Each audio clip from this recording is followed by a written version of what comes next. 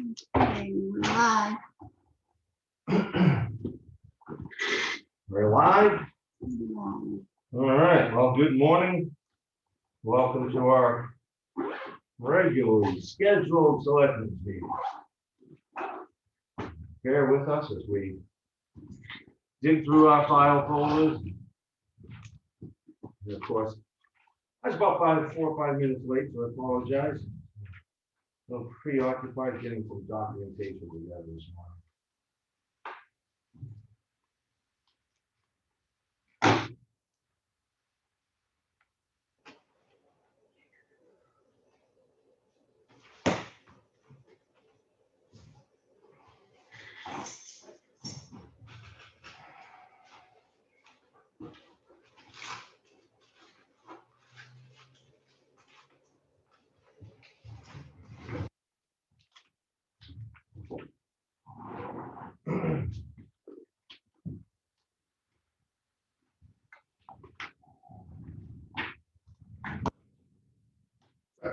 Thank you.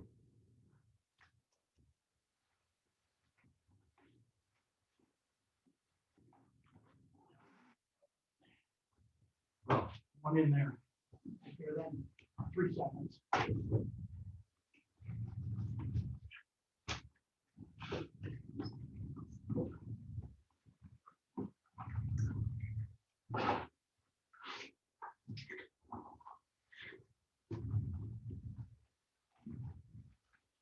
Certainly a welcome change in the weather, huh? Yay.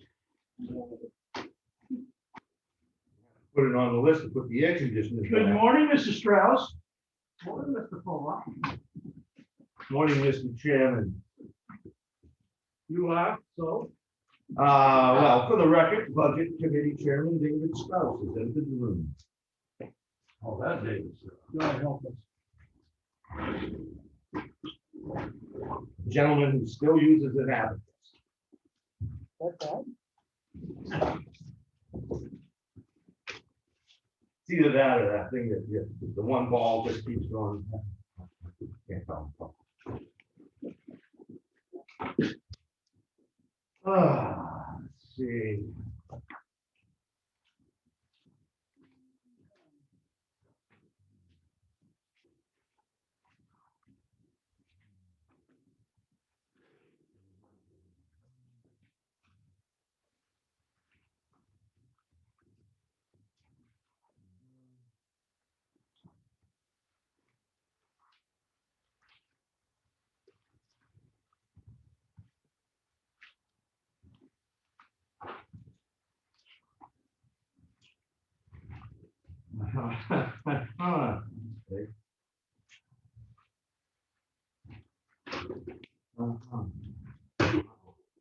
Wow.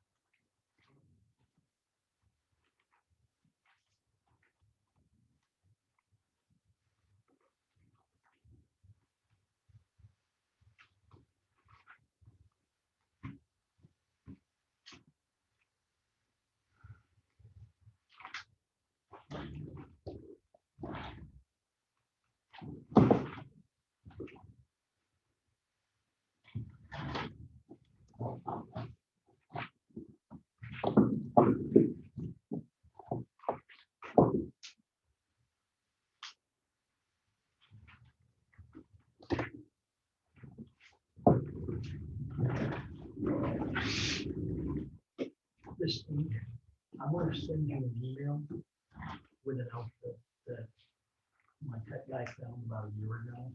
You can order cartridges and they're like 1/3. And they buy them. That's the first time we've used that vendor. I don't know why it was used. Yeah, I mean, for one cartridge, that's pretty good size.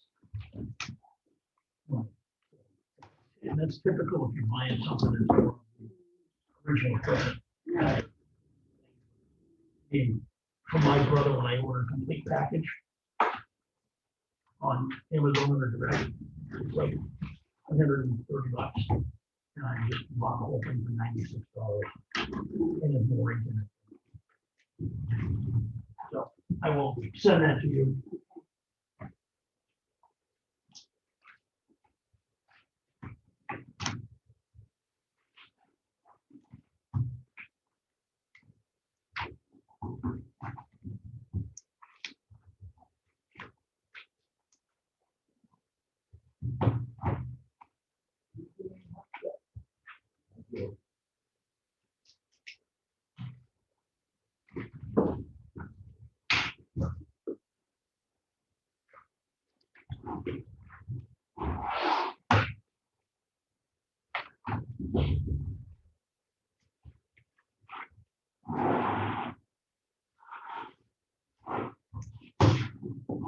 So Audrey, how many people do we have attending?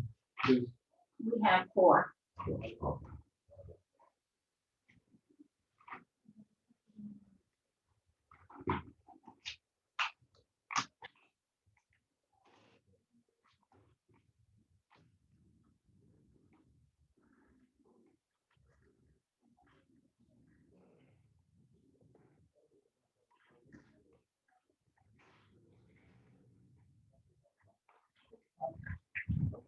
Meeting minutes?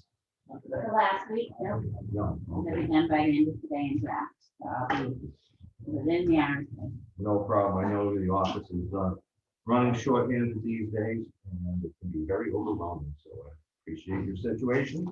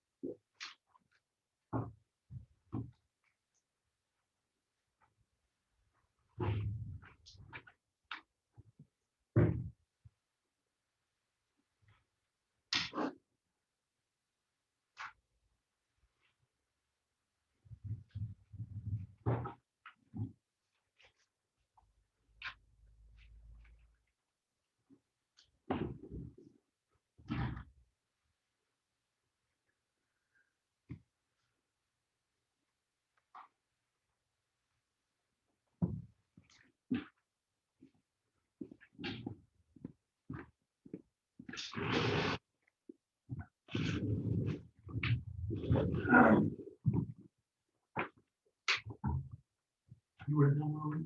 Yes. I figured I was going to, yeah, I was going to address all those. Yeah, you can take them right now. I haven't agreed with some of the questions. Okay, thank you.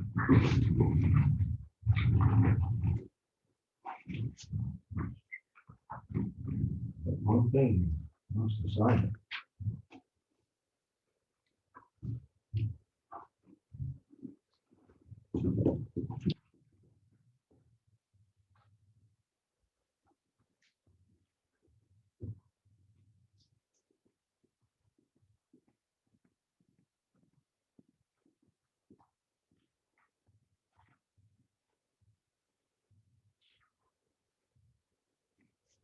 Oh.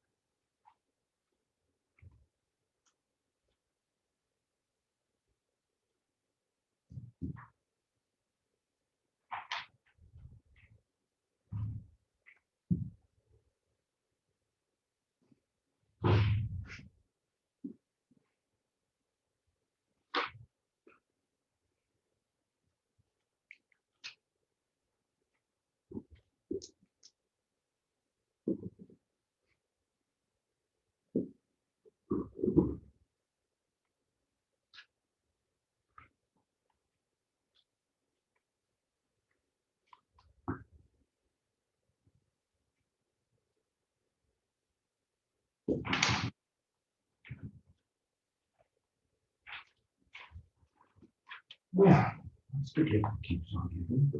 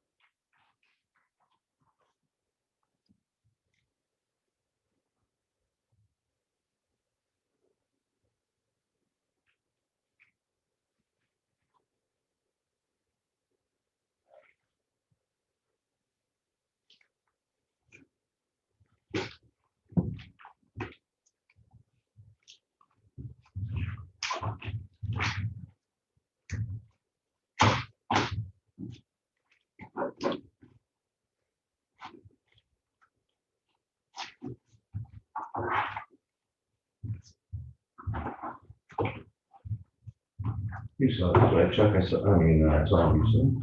That's the name on there.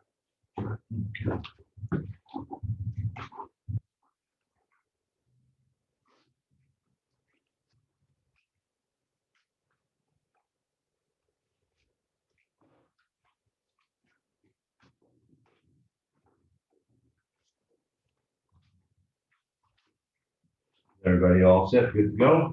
Good to go. Yep. All righty then. The manifest, I will make a motion to approve the manifest in the amount of $367,527.81. All in favor? Well, how about Oh, how about a second? I'm sorry. That's Hold a a, second. hold a second. Thank you, sir. Any discussion? None, all right. Okay, yeah, Hal and I, thank you, Tom. With that, we have a signature folder with a timber tax assessment, a tax abatement, and an application for current use. All those were signed.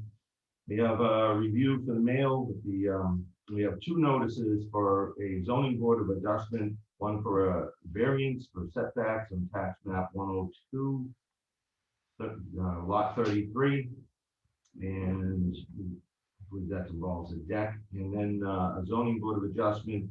I'm not sure what this is actually for, gas pumps at Boyles Market, and I think that's probably a site plan issue. And an announcement that the town clerk is seeking questions for the public for candidates night. I haven't really heard this officially, but I believe candidates night is just going to be for uncontested races. And so we're not gonna just march everybody in who's like unopposed. That's correct. I think it's only for the selectman's position. The date hasn't been identified yet, and it will be via Zoom. Via Zoom, okay. Yeah, and that would be because of health concerns. I have heard from some people that didn't want to even attend if they were running because they're running unopposed. So yeah, with that, I imagine that those questions can be sent to either office, that Audrey, whatever, or just Deanna's, or I think Deanna's asking for them, so. the town clerk, tax collector's email address posted on the website. Send any questions in, and there'll be a review, I believe, by Deanna and the town moderator to kind of quantify what are good questions, if there's a preponderance of the same question being asked, and I believe the town moderator is going to ask questions and choose the questions based on what you receive. okay. I don't know if it still stands. There was some conversation about sending in questions that were not specific to either candidate, but I don't know if they're gonna do that, if it's gonna be asked of both candidates. So I imagine we'll get an update as this goes on. Okay, so with that, you have Audrey, town administrator's comments. Well, I've been staying busy without Chris. She asked how it was going, and I told her we still would pick her back. So we've dealt with, 391A requests, and hopefully Mike is gonna come and look at a couple, but mostly around, Snow Road, the bridge, and HEB is expensive.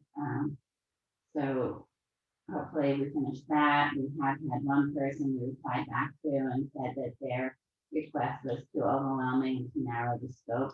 They wanted to be able to touch and view tax records, going back to 2016 for every person, and so we were like, no. We have, that's the 91A. We have had, start opening up appointments for people with questions to the assessor. So he's been making some appointments for people to look at information if they're building or have questions about their lot. So we've been doing more appointments with the Board of Selectmen's office.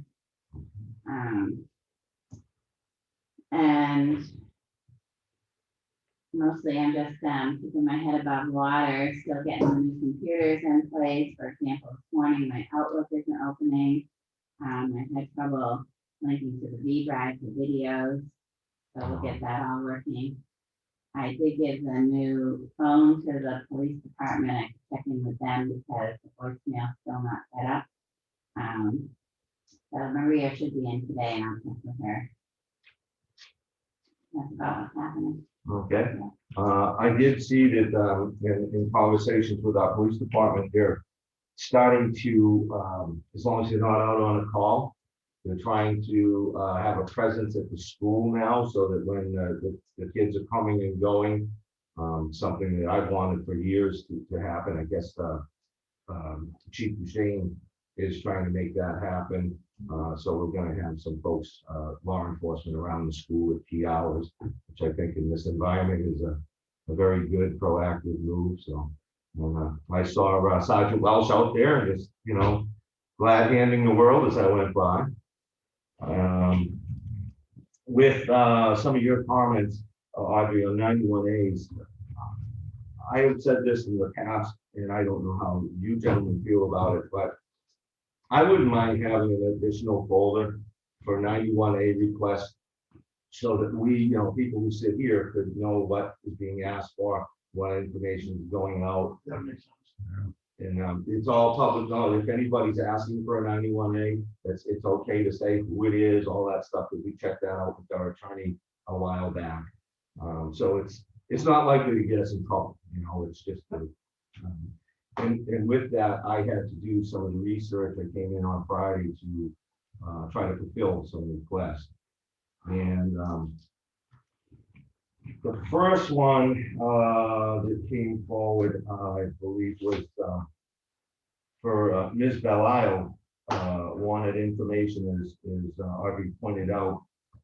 It came with a complaint, and quite frankly, I really don't understand this complaint fully. Look, I understand what she's saying. I don't understand what the merits are involved. It's all addressing things that the town never was contesting in the first place. I mean, it goes so far back, it's tax records from 2015. There was never property taxes owed for 2015 in quite some time. So as a statement of fact, that things are paid because of receipts and everything, I don't disagree that those taxes were paid, and some lawyer was involved. So I don't understand the complaint fully. My bad. I didn't read it that it warranted a response at all, because it was just a statement of things. Well, it did kind of tie in with the tax issue, and that's why I brought it up, because then the other part of this, the other component here was she was looking for tax records from 2016 to 2020 and 2021, for every every property card that got a return receipt, it didn't even say tax records, it just wanted the return receipt, the green card for certified mail. We just can't do that, you know, that just isn't something that is practical. And with that, our attorney has provided some language in the past on what that entails and how to deal with it. And I have an email from him that you guys can read if you'd like to see how we address it. That's one of two on that matter. So as far as that being handled, I think we're good to say that's not something we can fulfill. So I'll be stated. Another one here is from Mr. Edwards, Lawrence Edwards. He wants, I'm going to take some liberties and say that's supposed to mean borings, the Snow Road Bridge, and he wants the cost, how much was it charged? I couldn't find the specific documents to address that for the borings. We did have a contract that has that in, and we have supplied contracted amounts, the completion points, prior build, total build, and current outstanding or current build on the whole project to date so far on the timber bridge.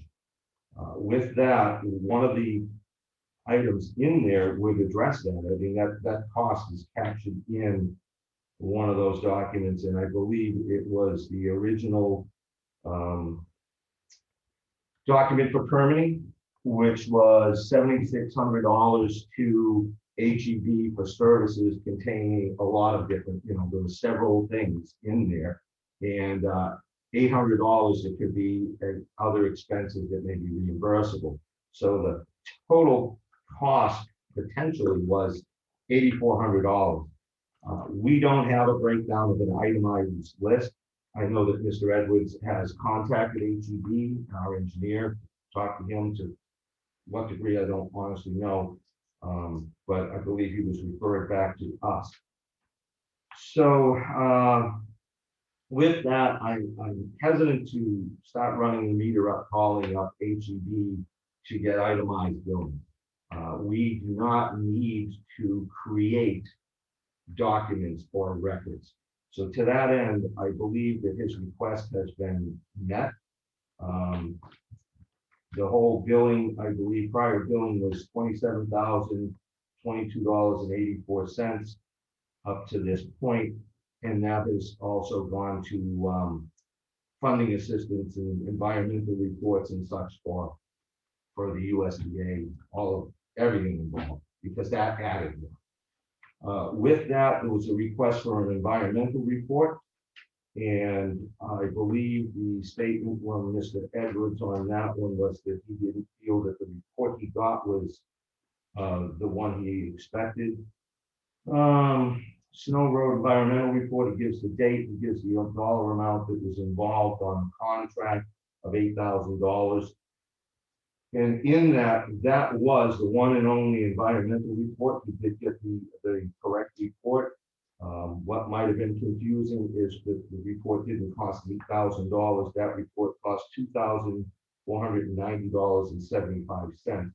Some of these projected costs were because they're based high, because it's an unknown. Nobody's done this work before. The USDA hasn't had this program before. So to meet their what they're going to require from us was an unknown. So to that end, we did get the right report, and the money charged against that line item of $8,000 is under $2,500. So that's that. There was another one for the grant application for Snow Road Bridge, which I have here, Audrey, for you to scan back. I don't have a digital. I don't believe we have a digital copy of that. That just went in as a package to USDA, and I have the application here, so I can provide that. So the one thing I don't believe we can help Mr. Edwards with is the borings. We just, quite frankly, don't have a breakdown of that. I do have a copy of the contract here that has repair design, $4,000 was scheduled on that. $1,600 for permitting and bidding assistance for $2,800.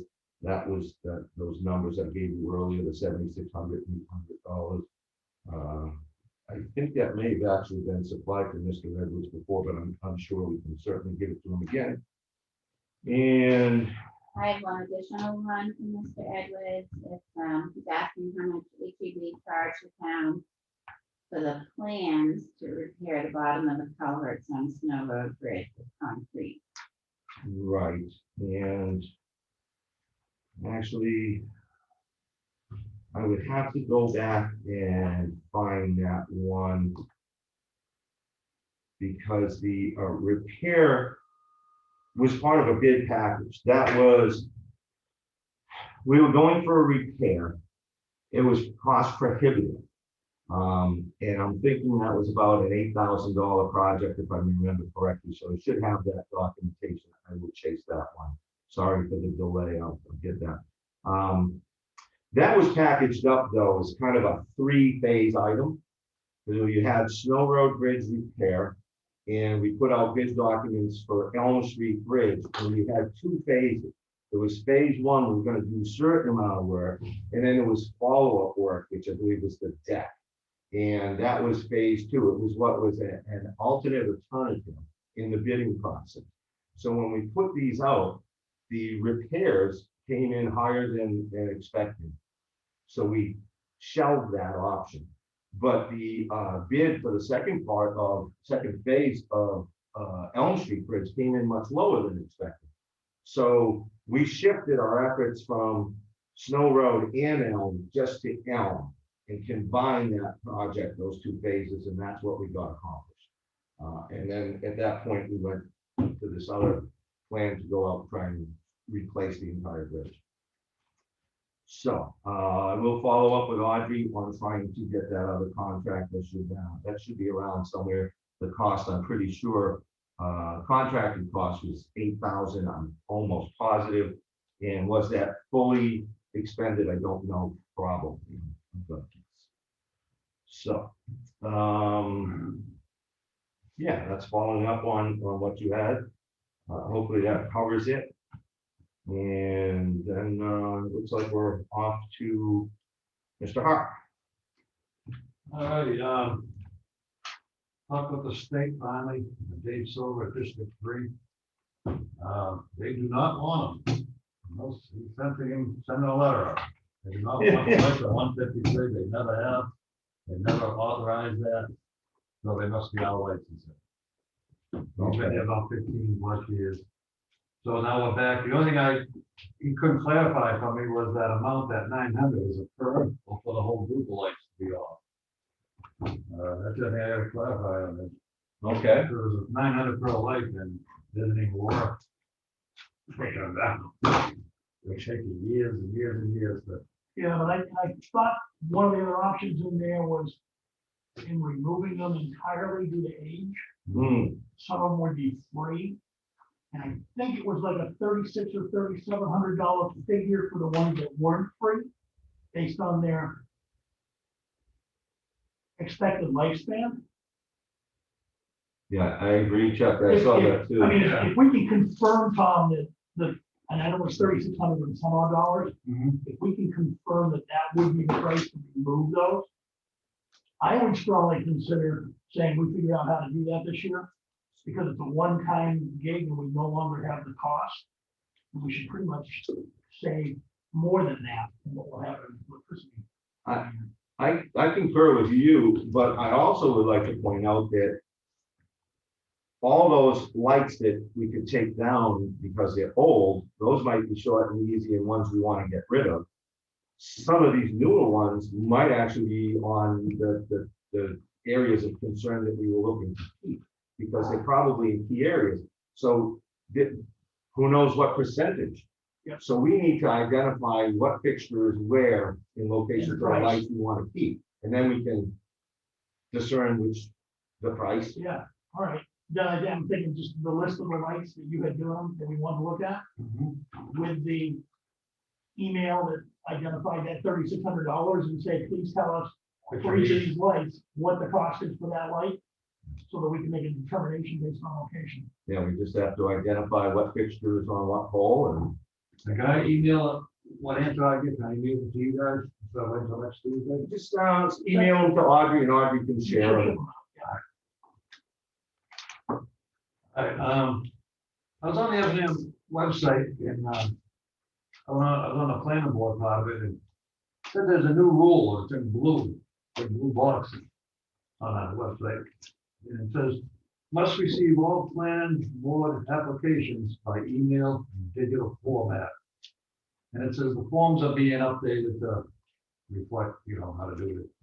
But this is already on there. Does that, do you, since you're a representative to the planning board, do you know if the forms have been updated yet? Yeah, I remember there was a discussion about asking for things in digital form, and I think it was a little more, there was more detail to it than what they probably posted. So I think there's probably going to be a need for some clarification on that statement from the planning board.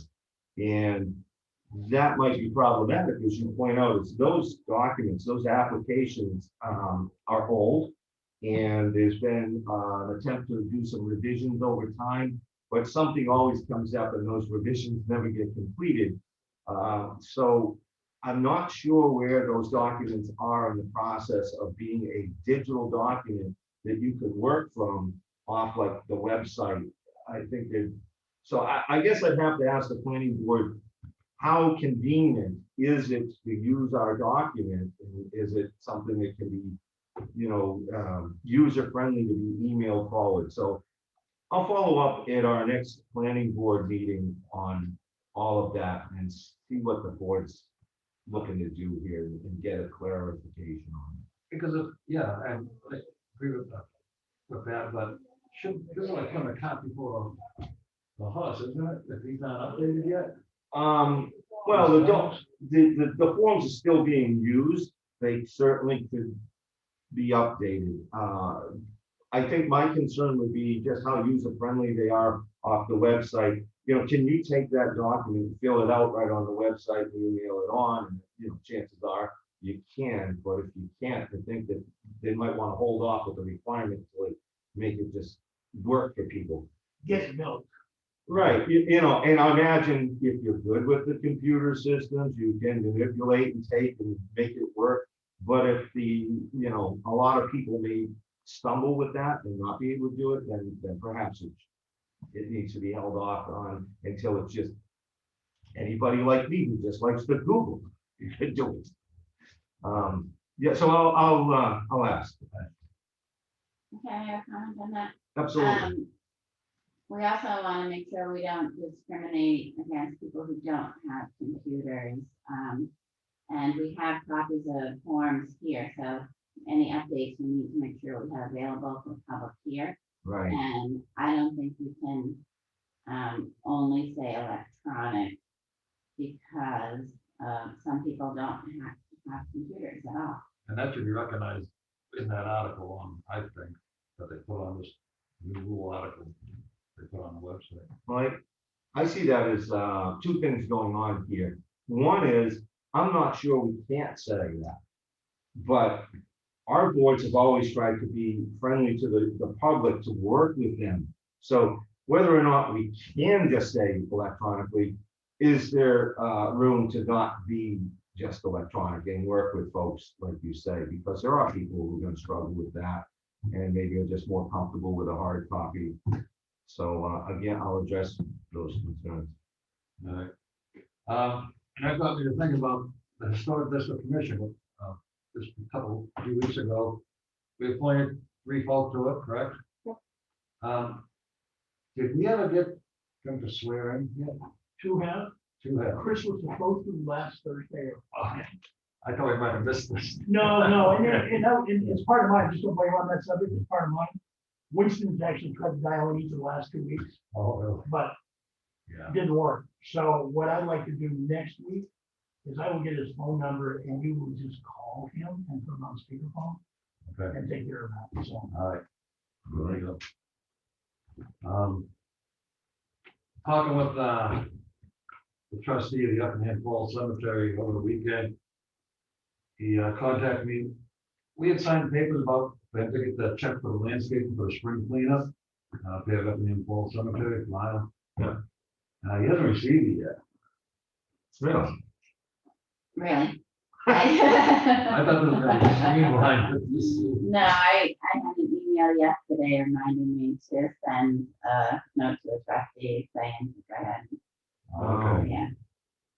So, that's me, I follow on. okay. Apologies to Lyle. Yeah. And that's about it. All right.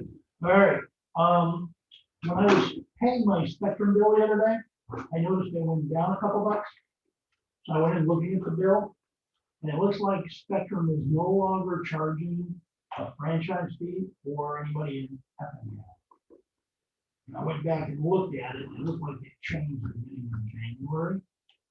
So somebody made a decision somewhere to stop doing it. I guess the only point I want to make is, I know we've gotten that revenue in the past, and it's probably built into our revenue for the year. We're likely not going to get, it's not big dollars, I think it was like 10 or 12 grand last year, but just want to make sure we're aware that it's likely not going to happen.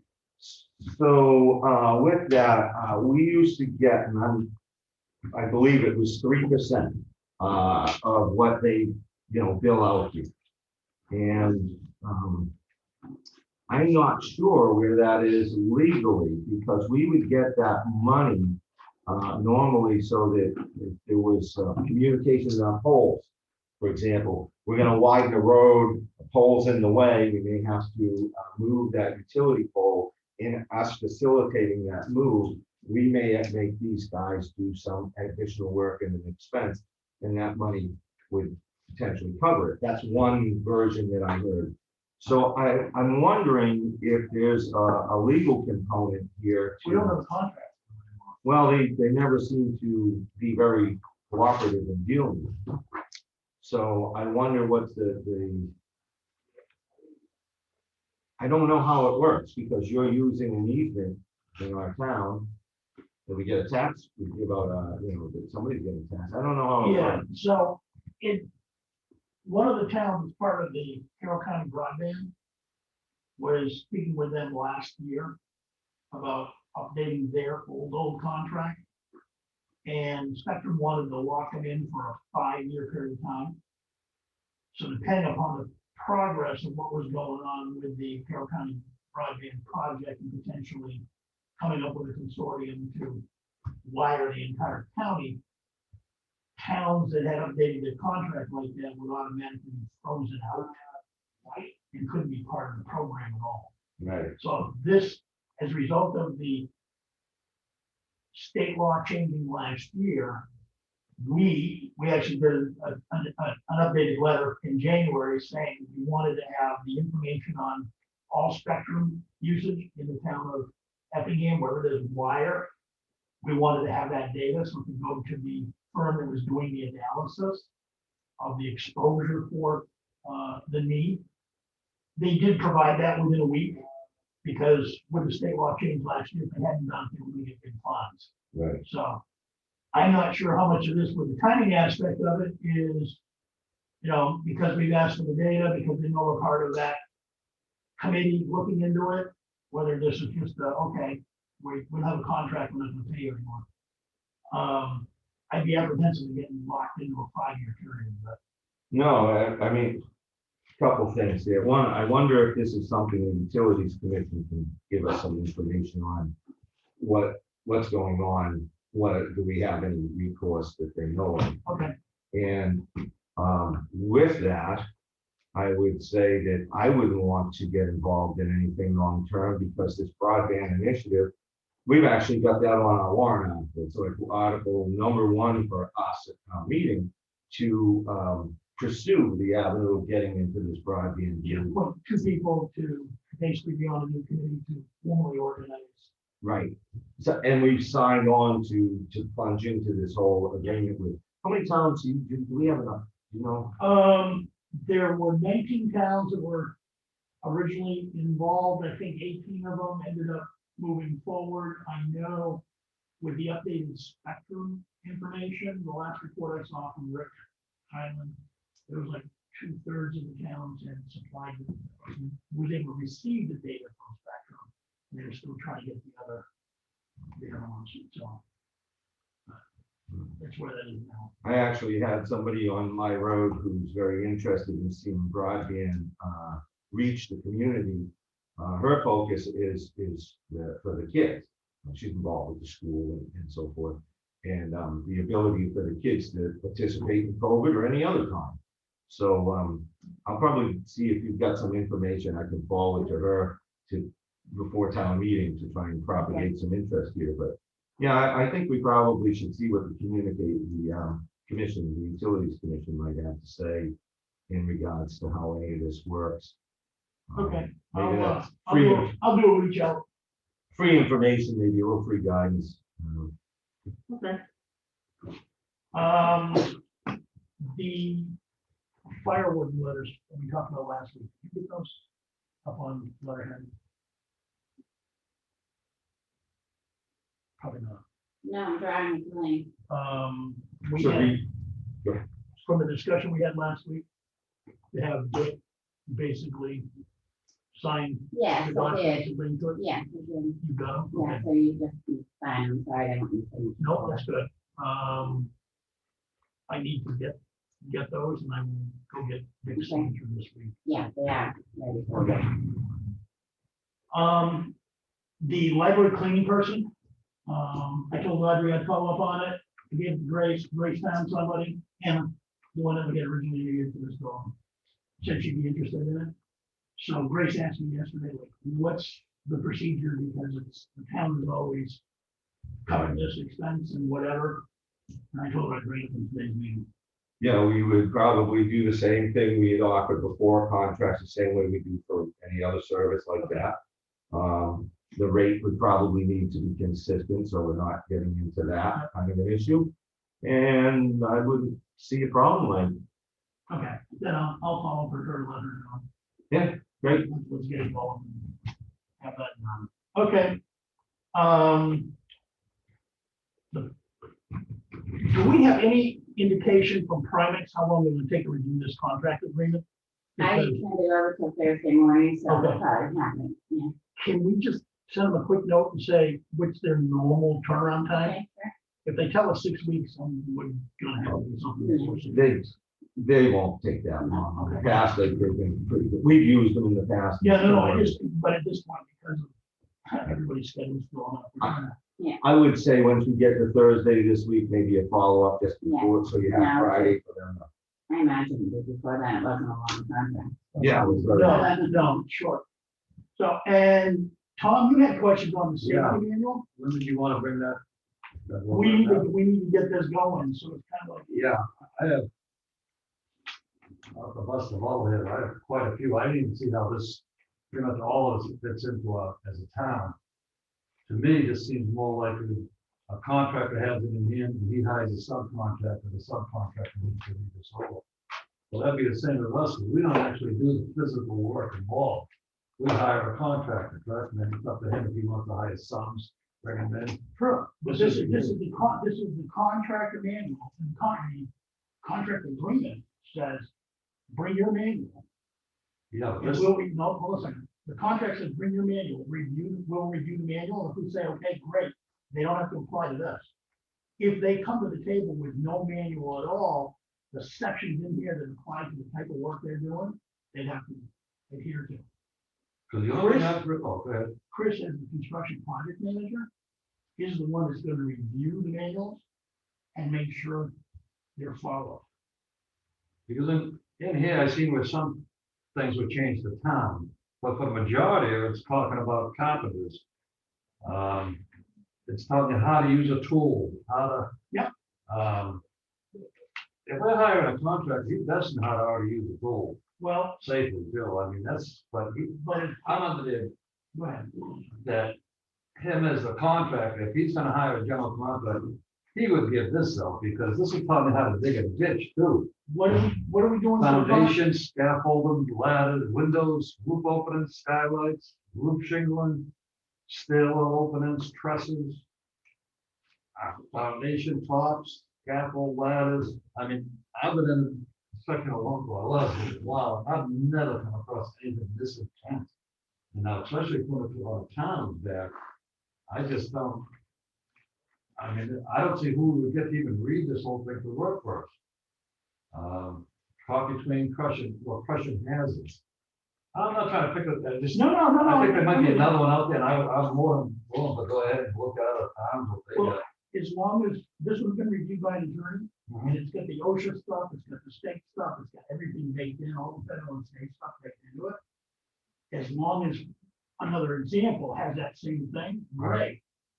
We just need to make sure it's thorough, and, you know, for those people Yeah. who work for us, the sections that apply are the sections that they have to do. The contractor and any subcontractors. It's clear in the contract exactly what it says. It says the contractor must abide by the safety manual, provide their own, if not, use ours. And any subcontractors also have to abide by that same manual.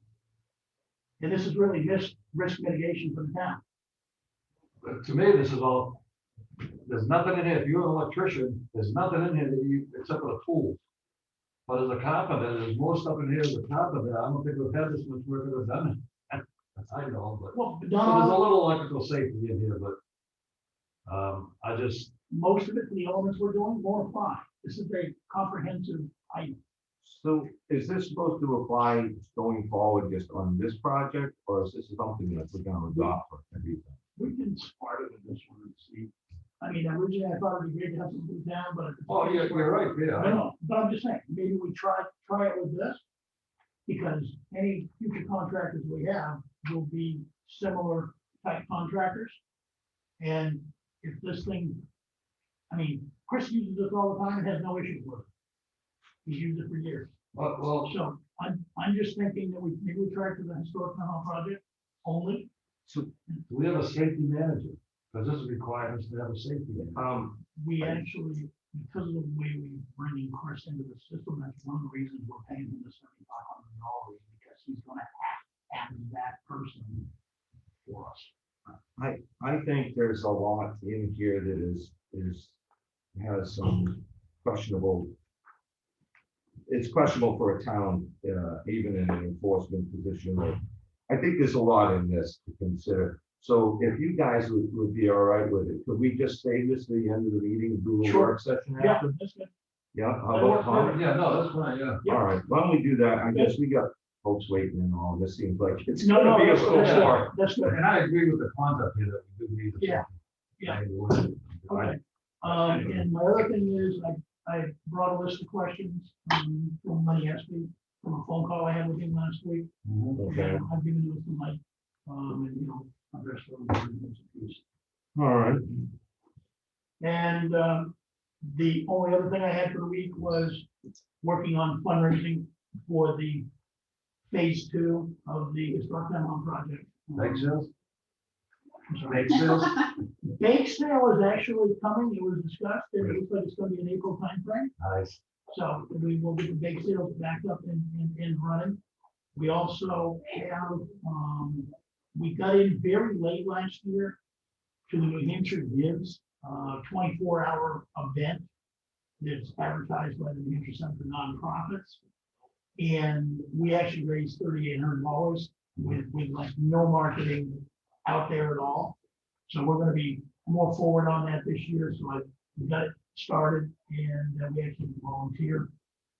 That's actually gonna help manage that. So we're gonna look for, be able to bring in more than $3,800 this year. So the nice thing is, there's usually some organization that will provide a dollar match to the first amount of funds raised. And last year, the entire amount of match was gone in the first minute and a half, 2 minutes of it. It was like $650,000. So we were lucky enough that 3 of our people jumped on that. I don't know whether they did it. I did it intentionally, but the other 2 people, I don't know whether they did it intentionally or not. But we were able to pick up a dollar match on that. So $650 what was donated last year came from that. So there'll be more of that coming out. And that'll be it. All right. So, let's see. didn't pack too much into today. I had heard some scuttlebutt going around about the well, basically what you got here from Selectman, well, then Lenny Espy and Lenny and Lawrence Espy were, Lawrence Edwards and Lenny Espy had concerns that stem back on projects back when they were selectmen and all. So I'll get to those in a bit as they go forward into the projects we're doing now. But I wanted to address roads. As the roads are starting to thaw out and be more malleable for servicing. That is to say, grading operations started yesterday, so we're trying to hit the spots that are rough that we can move. The grader can't cut through some frozen areas or ice, that's down below the frost. So that's kind of just hit and missing. We're going to skim around and try and take the rough off some of the roads. Potholes continue to get reports in, and that's good. I don't know what has been taken care of, what hasn't. They've been able to get cold patched, and they're out there. First half of yesterday, they were supposed to be filling potholes, and that's going to be an ongoing thing with the warmer weather. I know that somebody sent in something on Elm Street by the split to Pine River. I know Mr. Garcia had an issue on Champion Hill. I hope that got resolved. I know I spoke to Mr. Evans about that. There was some concern about posting of weight limit signs. The signs went out. I talked to Ron about it. So if there's signs that aren't where they should be, perhaps wind or something, or mischief, what have you, but they went out. With that, I prepared the sign for him to pick up. And we have fewer signs than I would have been comfortable with. And I had reached out to Tom to say if he could follow up on trying to, we got those, because they're just a corrugated plasticky things. So if you have that company, we got a pretty good price. Selected them? I would think so, get maybe 50 or something of them. They don't have to be huge, you see what's out there, orange in color, black lettering probably. They get it pretty quick too. Yeah, so they may not be helpful for this season, but we sure need a new supply going forward. Yeah, a number of the roads I drove on over the last few days, kind of on there already. Yeah. Well, they did go out. I asked about certain roads that I was told they weren't there, but when I went by a couple of them, they were there. So perhaps those reports just missed them. Maybe we should get bigger signs. I don't know. But yeah, we'll wait to hear from you on that one, Tom. Another thing I had mentioned to Mr. Evans is that with the weather comes a time that we might want to start talking to him about some project planning issues, any road widening issues for Snow Road, Colquitt Hill, any repairs that need to go on that road. So doing a reassessment to make sure that we have like 20-foot passage that would allow cars to travel and choke points. Let's see, beyond that, if we had to, maybe we could establish a pull-off somewhere, strategic. There's actually a few of them waiting for us. Okay, Just Culver Hill's the only one where we don't really have them. Snow Road's got some pull-offs, but Culver Hill's the one right now that doesn't have it. okay. Except for some driveway, you can pull into some driveway. And with that, if we identify them, we try to reach out to the property owner, obviously, and see that we can do this, and then we may have to dig it back out for, water flow on the ditches. But, so anyway, there's gonna be some points to talk to Ron about on this.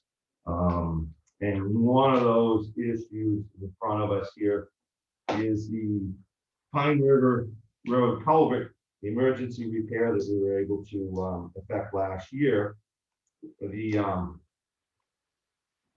going to need, I have an email out to Chris to find out who we make this out to specifically, because in the permitting process, we're at the point if we are being approved to do the overflow culvert, which is a huge savings on having to deal with that road.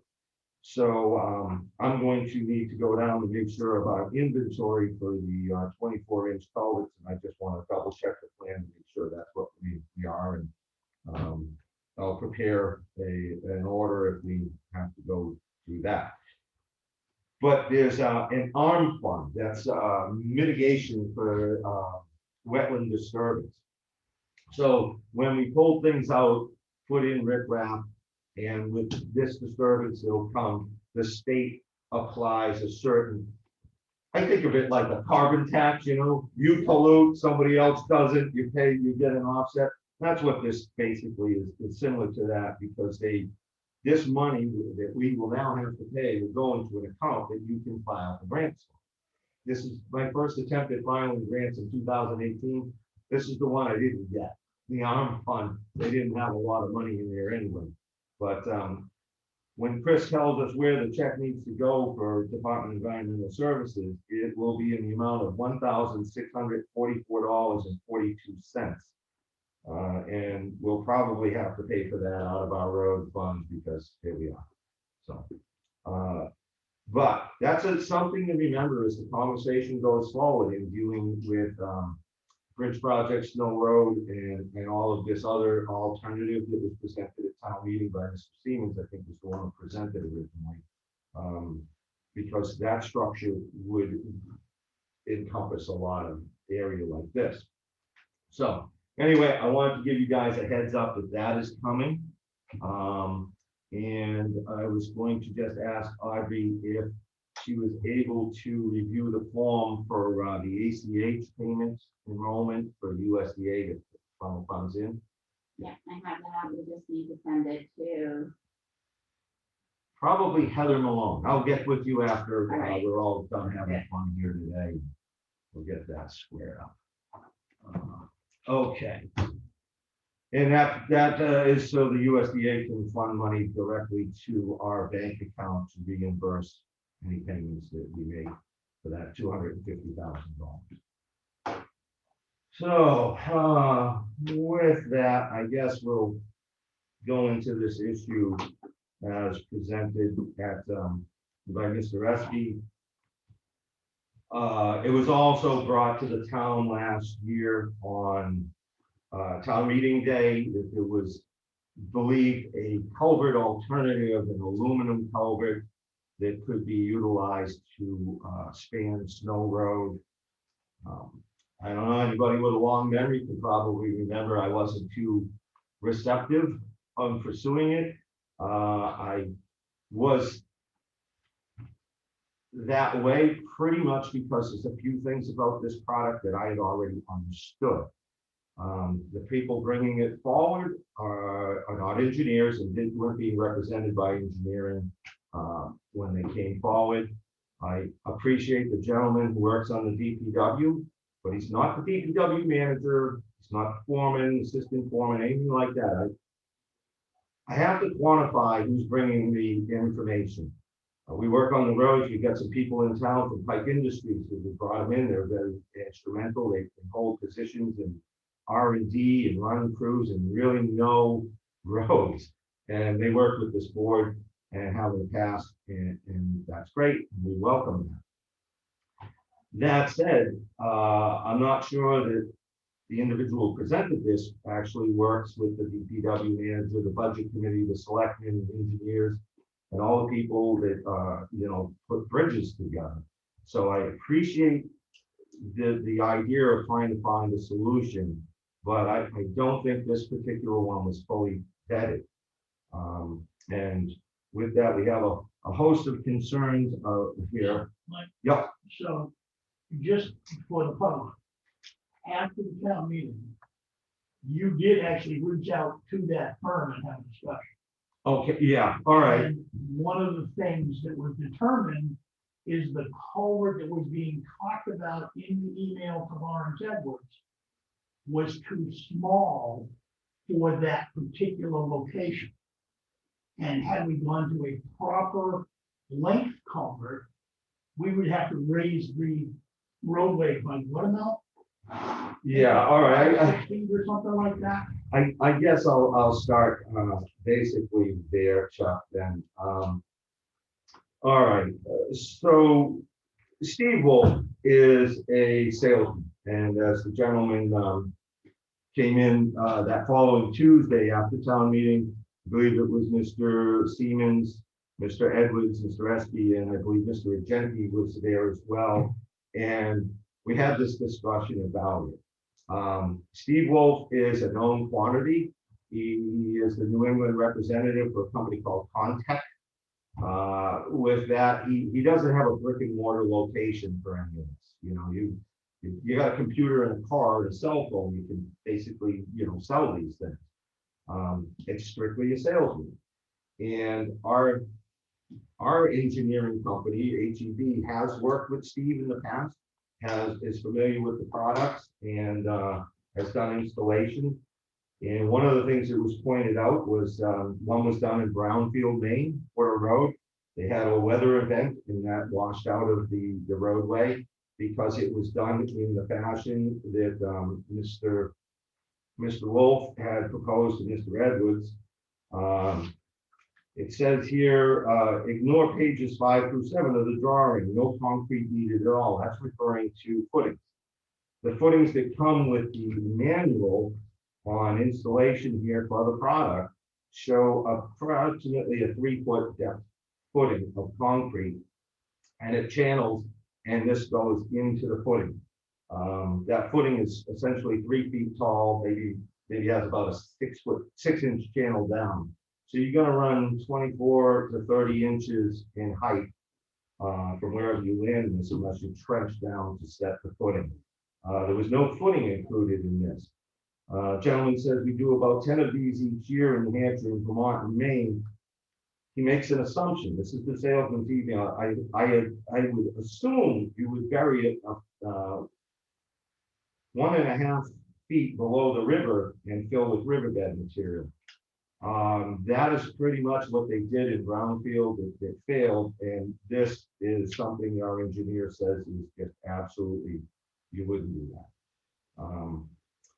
Then there's discussion on guardrails, that the guardrails be post 3 feet behind the face wall, the wall face, and posts can be spaced 18 feet, 9 inches spacing with triple nested guardrails and meet state and federal crash guidelines. Our engineer said, absolutely not. Not going to happen, no way. You can't do that. It's stated in here you need a foot and almost 1.5 feet of cover for over the culvert. Then you're going to have paving, theoretically, because we paved there. And the structure delivered at that time, this is last year, this year ago, was $81,000 delivered to the site with an additional 24 to assemble. So for $105,000, we could get the culvert.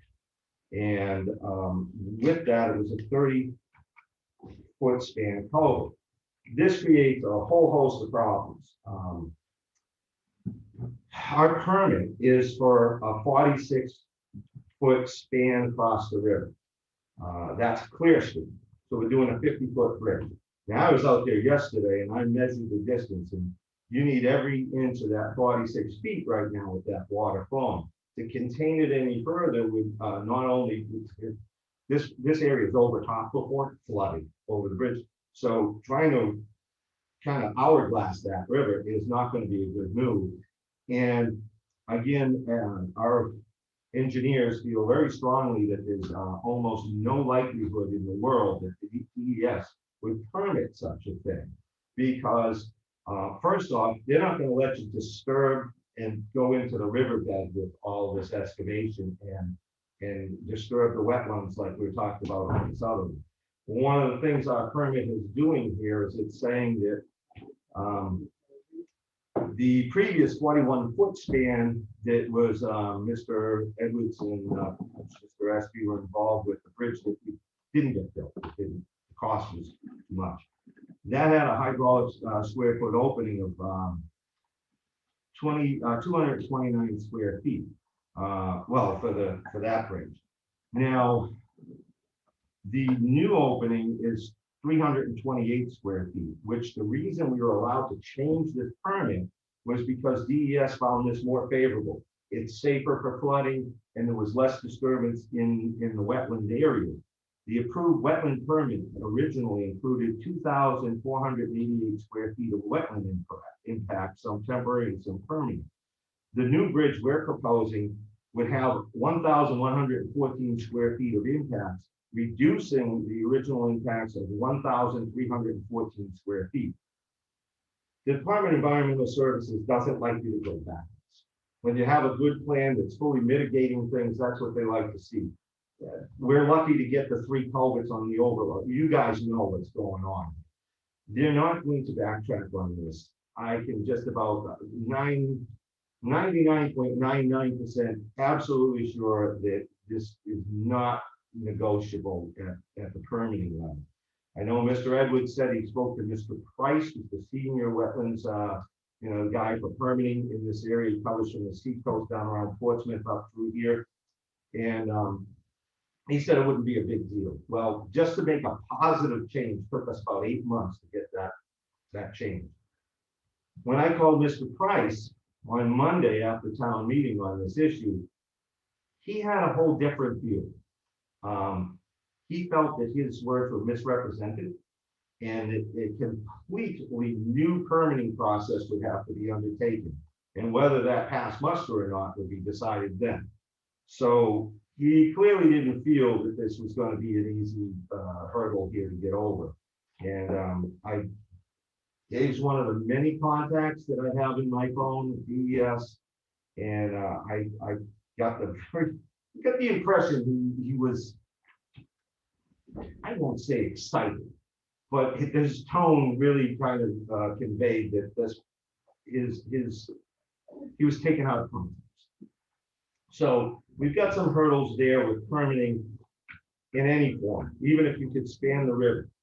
The next thing is the manual here that you'll get. In fact, if you go right to their website and you click on aluminum culverts, that will include all their box culverts, and you can get the entire installation manual. But just staying with this front page that you click on, it has a little summary where it promotes the product. And the very last thing is just one little blurb at the end of the sentence here. It says spans up to 35 feet. You have a 46-foot clear span opening over the water, not negotiable. Last time I checked, if you put a plank over a 46-foot crevice, you might make it across. But if you're using a 35-foot plank, you're gonna fall short. It's not gonna work. So I'm not trying to be insensitive to the guys that are trying to provide solutions to the town. I appreciate it, but there's a lot of homework going into doing these projects, and this one doesn't seem to hasn't been fully looked into, in my opinion. Now, the our engineer, didn't approve of the skip railing, like I said. He felt you would need an extra wide culvert as well to put the deflection level that you would need on a TL2 crash box, which is TL2 rated crash box is for 44 miles an hour up to TL1 is to 33 miles an hour. So with the speeds you're likely to have on the road, but those guardrails would have to be updated, his opinion. I won't get into the properties of aluminum and about the 8 different ways and things that cause corrosions in different ways that can be accelerated right down to resistivity, which we saw when the ladies came in and showed us a report on water quality monitoring. And that's just an electrical current that can affect aluminum in such ways. But if you move that culvert up just to 35 feet from the 30, there's another concern because the river is basically about 8.5 feet. If I stuck a pole down in the mud as hard as I could, I got 8 foot 4 inches, and I did that yesterday with an open pole. So that's to the top of the roadway. When you look at the technical data again, when you get to the 30-foot culvert that these gentlemen were proposing, you get several options, and 7 of them that they offer range in a height of 6 foot 9 inches all the way up to 10 foot 7. Now, the ones that had the hydrology for the past permitting for 41 foot span. 3 were candidates for that. And the lowest rise on that was 9.5 feet. So first off, the culvert you were originally proposing now is higher than the existing roadway. You're gonna have to put cover on top of it, 1.5 foot, paving, and I don't know about those footings, if they're gonna raise that or if they're gonna be sunk into the riverbed all the way, how that would work. But now you're raising the road. That's for a 30-foot culvert that doesn't span it, and it doesn't meet the hydraulic openings that we now are required by a permit. So when we get to the part where you could actually even meet the requirements of the flow characteristics, you're at 12 feet is the minimum, and that's for a 35-foot culvert. Again, 35 foot is not sufficient to cover the roadway. It doesn't work. They don't make a 50, but again, discussing with our engineer, if they did make a 50-foot culvert, he assumes that the total height would be somewhere close to 20 feet. We can't raise the roadway 10, 12 feet. It's just not practical. So there's an engineering component here that has to be considered. I mean, a bunch of guys finding another solution because they think something's going to work is very good. It could put us on the trail. This could be a good fit somewhere else in town. But for, say, Granite Road and Snow Road, it would appear that this doesn't actually work. And there's a lot of parts to this, wing walls and so forth. Tons of things that weren't included. And in fact, in the email from Mr. Wolf that I was touching on earlier, he sent 3 emails. Again, they went to Mr. Edwards, and he touched on the number of things that aren't included. Permitting, you have excavation, dewatering, bypass pumping, backfilling, guardrails, paving, everything else that falls to the town, and the list would go on. There's no wing walls included in here. There's so many parts. It's not $81,000 and you have a bridge. It's not. A lot of what was sent to Mr. Edwards, there was pictures involved. Now, one of these is probably going to have a water course going through it that's been, mitigated while they're, dewatering and pumping. But the others don't seem to have them. They're done, and they're not even, they're just bridging a span, not in the waterway. Because again, the properties of water can have negative effects on columns, aluminum, on properties of aluminum.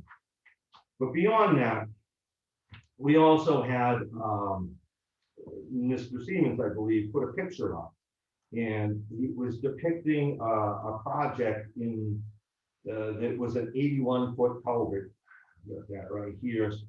But actually, it's not an 81-foot culvert. The whole length of the project, probably wing walls and approaches, might be 81 feet. Otherwise, the only other way is it could be 81 feet long. This is the actual picture that went up. And this is a 24-foot culvert. That's the span inside. So for what they were talking about, for when you get to money, this was done in Chippenton, Vermont. And again, before our Tuesday meeting, right after town meeting, I reached out to Daniels Construction. They bid on a project here, the original Snow Road Bridge that Mr. Edwards put forward. They were the lowest bidder, in fact. So I had talked to them before, and when I reached them, I asked about this project that they did.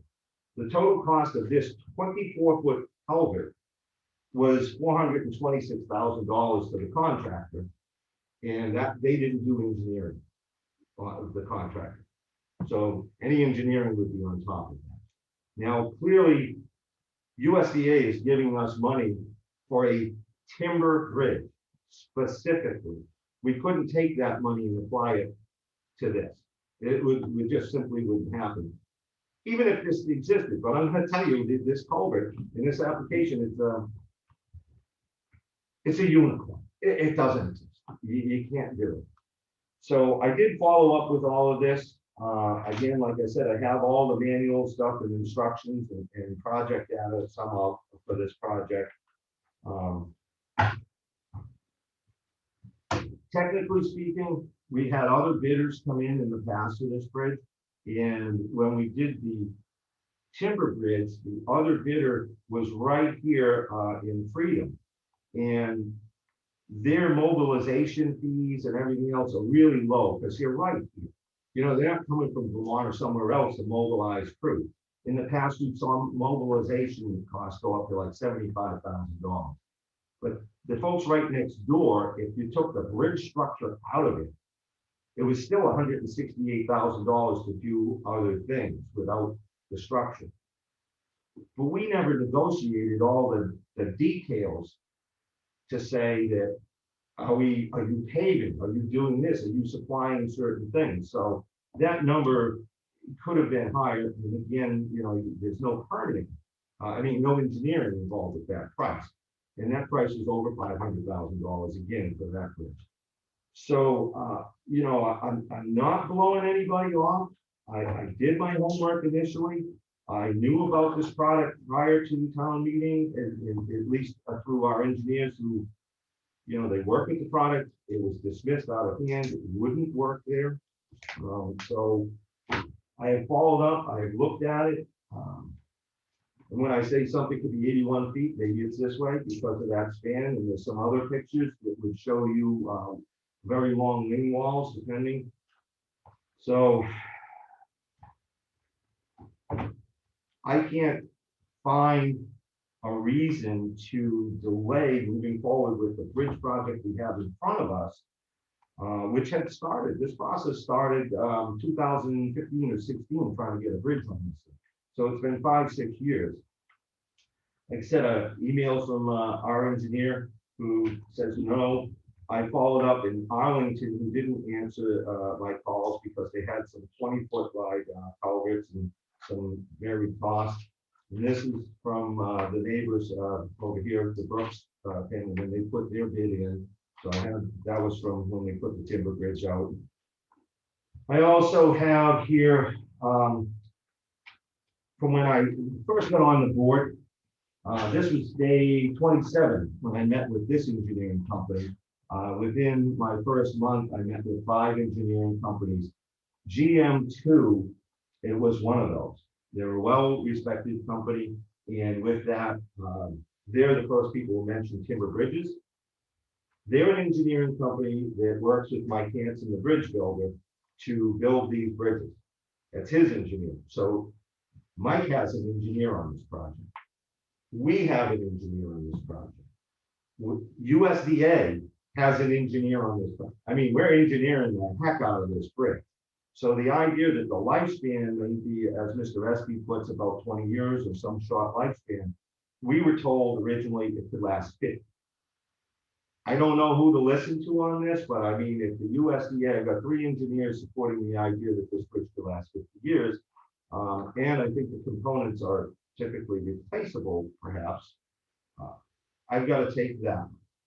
But this is from April 17, 2018. And he was stating about the cost. This is Tom Levins, who I met with Tom. I was in his office. And the engineering cost for state bridge aid would have been about $160,000 because of the extensive amount of engineering that the state would do. You do a town, you can cheapen it up, you know. But when you get into the USDA, because part of the concerns here are engineering costs, the engineering is going to cost more because the USDA is looking to protect its investment in our bridge, which is to say last 50 years. We are looking for a properly engineered bridge, so we are paying for engineering costs. Mike Hansen, part of his price is because of the designing of his bridge and engineering costs. So when I met with Tom, we originally talked about a 40-foot span bridge and 8-foot tall concrete abutments, the height of the road, 24-foot rail to rail, 26-foot wide. And we went down the various things on the properties of the bridge. And the estimated construction cost was $280 at that time. When he factored in the final cost, we were probably at about $370,000. The superstructure alternative, which is a precast, would have been running around $410,000. And he added engineering costs to that of $90,000. So in 2018, this guy said, You do a bridge this way, it's gonna cost you 500,000. You do a bridge that way, it's gonna cost you 370.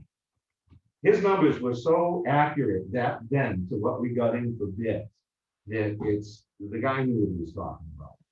And as I said, it's the town meeting, and I think Mr. Siemens took a little bit of exception that I said, I have friends in engineering that work for the state. And he said, well, anybody can say that. And I have emails with Steve Swanner, civil engineer at the state, that go back as far as 2011, all the way through 2018, 2013. There for your inspection, gentlemen, if you'd like, who vetted for me the 5 firms that I approached for engineering services for the town, in which case, one of those emails expresses that they're all very solid and good firms. So I think the information we're getting is solid. Now, as far as Mr. Hanson, his credentials, he was an estimator. He's a concrete placement supervisor, a project manager, a critical crane supervisor, a safety officer, a roadway construction supervisor, a pilot installation supervisor, a bridge designer. Professional accomplishments are all three levels of different certifications from OSHA and the Crane Institute. He's got estimated in construction 35 individual bridge projects between 98 and 2014, operated bridge construction company without any OSHA violations, constructs steel, timber, concrete bridges, operates a crane rental company. He's rehabbed historic trusses for Monroe, New Hampshire, and Barnett, Vermont for historic bridges. Same with granite abutments in Concord for the town of Concord or the state, one of. He's constructed a 160-foot timber bridge spanning over 2 piers in New Boston. He's again rehabbed historic trusses in the town of Hennepin, New Hampshire, which I think is interesting. That's the home of Michi Corporation. He's got a work history as a supervisory assistant at Bedard and Platt LLS, Wilmot, New Hampshire. He's the president of Mike Hanson Construction Ltd. In London. His education, he's got a BS in civil engineering from the University of New Hampshire, Durham, New Hampshire, and references available on request. Between 1999 and 2019, he's replaced, repaired, or complete reconstructed 104 bridges. And he's done so for the New Hampshire DOT several times. There's a who's list of towns in here that is really quite extensive. Sunapee, Ossipee, right down the road, Henniker, Newbury. I mean, it goes on and on. There's just a ton, there's pages of towns that he's done projects for. So we're hiring somebody who can build a bridge. Short answer there is. And I'm pretty comfortable with that. Addressing that there was a movement in material prices through the last year with COVID and that, since we got these bridge prices prior to town meeting, which we presented at town meeting, the engineering, our company.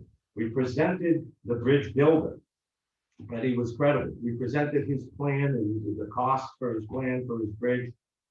We took all that into consideration. It was the most transparent project I think that's ever been presented to the town.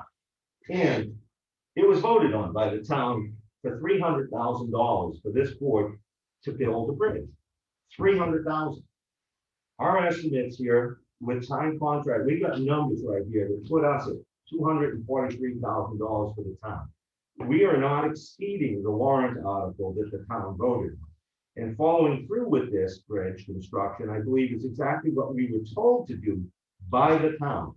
Now, there seems to be a statement in here that there's an applied legal action with deep pockets to come after the town if we go forward with this. I don't know what to say to that. We are doing exactly what we were told to do by the townspeople. Build a bridge for $300,000. We should be building it for less. And one of the things I'd like to point out in the final number here is that not all costs that were projected by HEB in a contract have been recognized. That is to say, they may not have charged us to pull them out. That contract might have been speculating that things could cost here, and it costs less, so we save money. Our construction cost, administration, testing, and future issues with this bridge, and that would be the future of USA involvement, USDA funding the system, is for $52,500. Now, I just communicated with Heather Malone at USDA the other day, a week or so ago, and it seems like this is going to be a really painless process for reimbursement. $52,000, that number was put in there because of Chris at HEB didn't know how much time and interaction and extra oversight was going to be required by USDA on this bridge. So when we talked, we said, throw the ball way up here because the budget is bigger. Just put that in. It isn't to say that we may not find out that we're spending $50,000. We might spend 30. You might get another $22,000, $23,000 back to the town. And if we did, put that on top of the $57,000 that we expect to come in on the budget. So I would say that we're meeting the spirit of the warrant article and what we were told to do by the town. I don't think we have misrepresented anything. With that, I think maybe some folks will remember this picture. Now, this is a 2-foot by 3-foot long depiction of 3 specific timber bridges that was on display on an easel at town meeting. And when you had to get up to walk through to do any ballot vote or whatever, we put this strategically so you would have to walk by this. It had a partner one that was of the bridge that's existing and decaying now. But I only brought this one. There's 4 images of 3 different bridges. This one's in Ellsworth, another one is in Thornton, and another one is in Sunapee. And I really like the one up in the top left in Sunapee because it shows you your guardrails. It shows you your road. It really looks like Snow Road Bridge to me, you know, what we would expect to see. This is what people voted on. They didn't vote on an aluminum culvert. It was presented. And after it was presented, the vote was taken. This is what was voted on. So to me, this is what we, sitting here, are supposed to do because people told us to pursue this. And we didn't hide anything from them cost-wise. So that's my belief of where this project goes. Now, granted, we could have some other discussions on the merits, and I welcome them from the gentleman at this table, first and foremost, because you're the guys making the decision. But before I get to that, the interesting thing in having this particular couple of people bringing this forward is that in January 4th, minute meetings, select board meetings, this is 2017. Both selectmen Edwards and Esty would like to see Granite Road Bridge be done first and Snow Road within the three years. So they were originally attempting to go to a different bridge. Now, it was the budget committee, and so Chairman Strauss of the budget committee is here. I believe there was a bit of a contentious discussion about the merits of that decision, and that Snow Road was prioritized. And I think that happened in one of your meetings, or am I wrong? No, it did. It did. Okay. Thank you. With that, there was another set of minutes of a meeting that I thought were really quite interesting, and that was the March 13th, 2017 meeting minutes. To give this some context, this is a Monday. The following Tuesday, the 14th, is town election. And 5 days after that, or 5 days after these minute meetings, is town meeting. So that town meeting was going to be the town meeting that the Board of Selectmen was putting together a procurement policy. Because I and others, and I was the lead person, I'll admit, it took the town select board to court because there was a number of projects that were being undertaken that didn't seem like it was meeting the light of day in going out to bid for significant items. And one of those was the culvert on Stevens Road. discussions were on this, the matter of Stevens and Snow Road. And I brought up at that meeting that I was concerned why the board wouldn't wait to see what happened with the procurement ordinance before they went forward with not only the Snow Road, but in there was the culvert that was being ordered for Stevens Road. Now, they were admonished, the board was, by the judge, in that the judge couldn't understand why you weren't following what the townspeople told you to do versus warrant articles and purchasing. So with that, the board decided 2-1, that would be Mr. Edwards and Mr. Espy in favor in not waiting for the procurement to take, for the voters to have their opportunity to put that in. And they decided to go forward with purchasing the precast. So they didn't listen. Tom, you were in the room that night too. You're in these minutes. So they didn't listen to those concerns then to just wait and put it out to bid. They didn't wait to do the procurement ordinance to see if the town passed that and here for the procurement ordinance. They instead went straight forward and ordered the item we got from Michi Corporation and Mr. Edwards placed the order. So my concerns begin here on the public comment where that I spoke on there being no actual plans for Snow Road Bridge, and it's unfortunate that the board won't put these items out for competitive bidding at the time. Some of that was an engineering thing because we went through 2 engineers and some costs. And with that, we ended up with a culvert, in my opinion, that we weren't supposed to end up with. There's a depiction here, and there was other documents that show a skewed culvert. We didn't get that. And the plan in the office, when I looked at it Friday, it shows guardrails neatly aligned down Stevens Road, similar to the picture that you can find here, where there's no crook in the road. So nobody owned up to that at the time. We had Effingham, the engineer, came in afterwards, and then was the only one that said, when this was ordered, apparently they changed what the dimensions of it. Nobody knew about it. No selectman would own up to it. But he said, apparently we did that to save money. Well, those guardrails were concerned because we felt, some of us, that they weren't the greatest, but they were also all skewed over on one side and out in the roadway. That didn't last 9 months. The crash box has been smashed. And when I looked into the repair on that, it was about $5,500. So if it was a $55,000 culvert, if we save 10%, we've lost that savings now.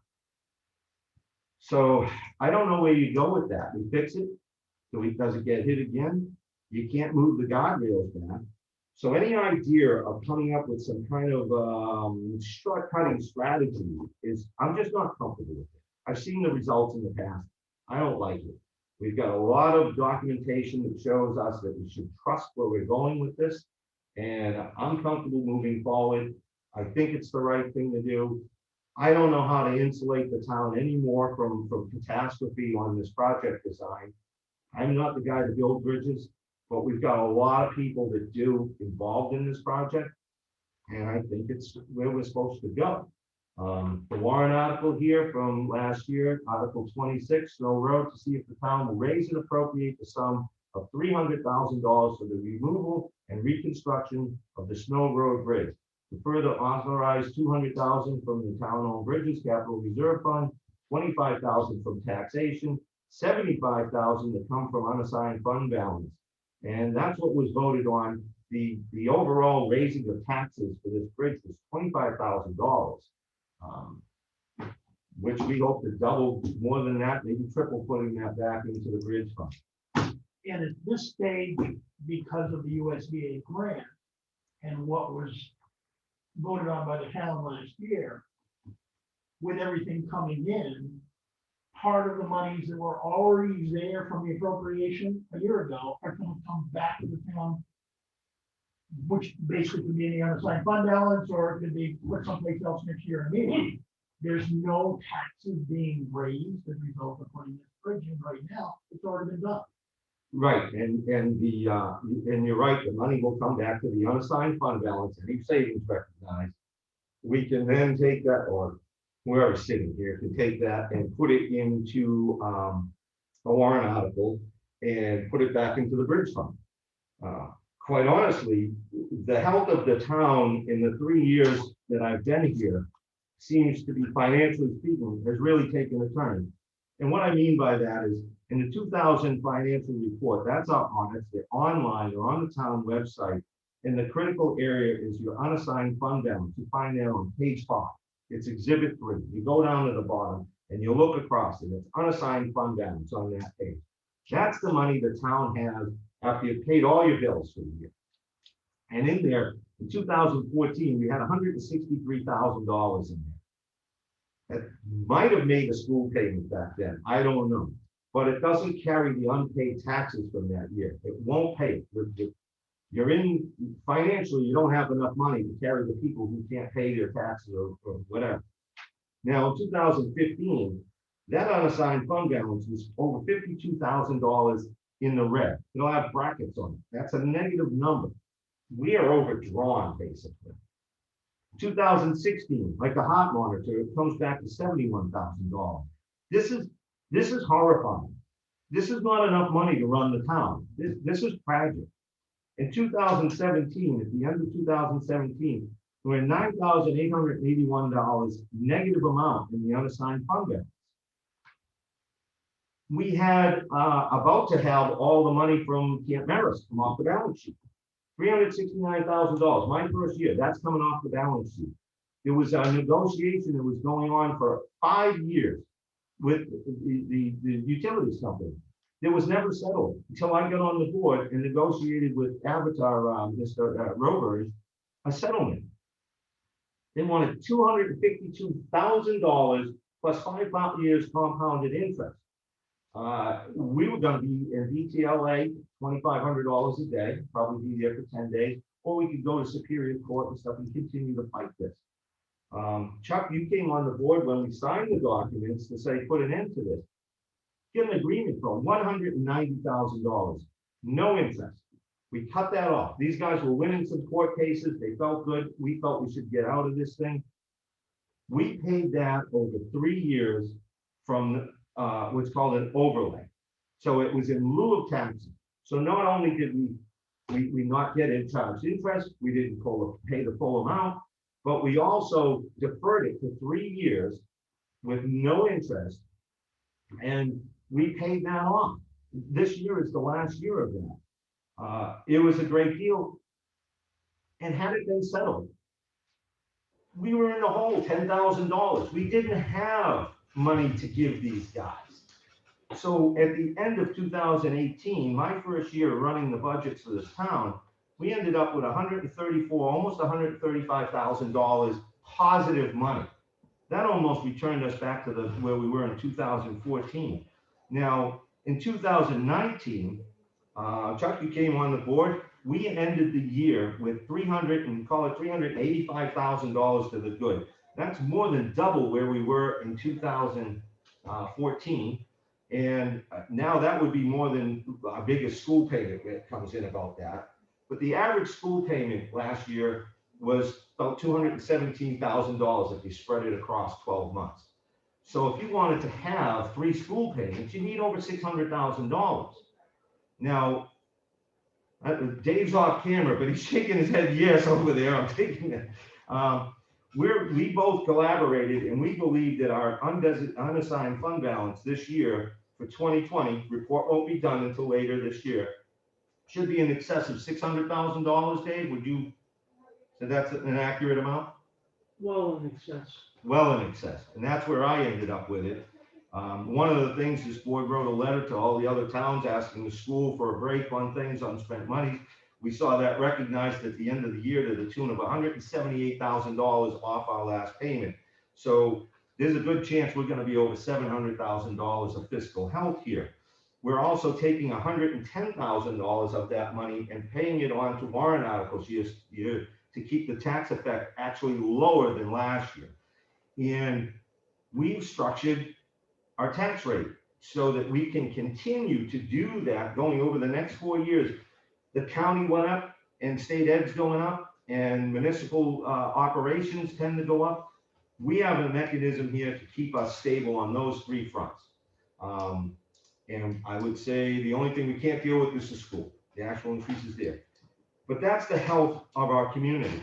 we went into this year with over almost $640,000 in 2020 alone, back taxes owed to the town. And we have got money that we're solving enough. In 2019, we didn't run one warrant article major project because we were almost broke. We almost couldn't pay our bills. So we're solving. I think things are running pretty good. I think this is a solid project. There were 5 projects on the boards from 2014 when Mr. Edwards and Espy overlapped for 5 years. That was the Stevens Road Bridge. That was Elm Street, which we didn't paint, thank God. We posted all of those repairs on the website. So to kind of put this on me a bit here with the support of the board, but that was my project when I came on, Elm Street. It's done. Pine River culvert was another one on that 5-year list that didn't get done. We had an emergency thing. Chuck and I filled out the paperwork and I sat there, oversaw that installation, and that got done in short order, and the rest of it's being finished now. Molly Philbrook. And that one's gonna save us in the long term, several $100,000 for the type of bridge that would have had an incident. Oh, yes. That would have been another huge expense. Molly Philbrook culvert floods out all the time. It's a simple fix, but it was flooding out and costing tens of thousands of dollars. I've got documents here from, again, selectmen's meeting where they talk about Pine River. They talk about Molly Philbrook culvert here. These are repairs that they were still discussing in January 17, 2007. I fixed them. Well, I didn't personally fix them, but I oversaw them, and these things went in under my culvert installer's certification. So it was short money in the town. We did it right. The Conservation Commission went out and inspected it. They sent us a letter, very pleased. So all the projects of the 5, 1 was accomplished, and the other 4 have been done or will be done now this year. So we're making headway. I don't see stalling. All the projects seem to be going good. I ran 3 phases of the road reconstruction. It seems to be all good. We have Elm Street came out good. Pine River came out good. Molly Philbrook. Nobody even recognized the Bailey Road situation, which we're addressing now and with grant money. So, I'm sorry if I'm not getting things done to the expectation of some folks in town. I understand that. That's always going to be the case.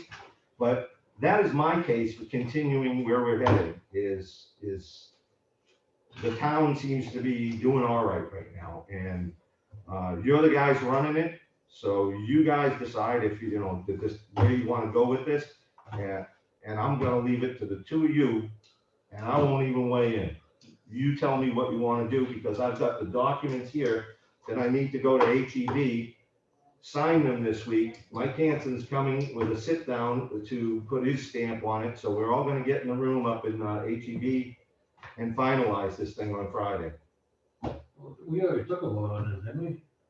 We did, but I didn't know if this document that came in, this public interest that was put forward, if that's going to sway anything, or if you want to listen to the people who have a Well, I think rebuttal. we ought to listen, but Yeah. you've been kind enough not to address one of the issues in there that had your name attached to it that I want to address.